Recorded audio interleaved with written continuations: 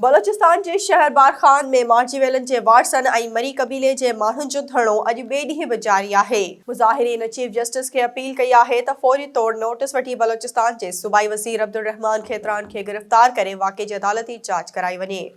Balochistan bar council जे सॾ ते बारखान वाक़े ख़िलाफ़ अॼु अदालती कार्रवाई जो बाइकॉट कयो वियो आहे। ॿिए तरफ़ कोयटा पुलिस मक़तूल औरत जे 5 ॿारनि जी बाज़ियाबी लाइ अब्दुल रहमान खेतरान जे घर ते छापो हयो ऐं मुख़्तलिफ़ हिस्सनि जी तलाशी वरिती, पर का बि बाज़ियाबी अमल में न अची सघी। बलोचिस्तान हुकूमत वाक़े जी जांच लाइ GIT जोड़े छॾी आहे। ॿिए तरफ़ कोयटा में बारखान वाक़े ते मुशावरत लाइ क़बाइली जरगो अॼु तलब कयो वियो आहे।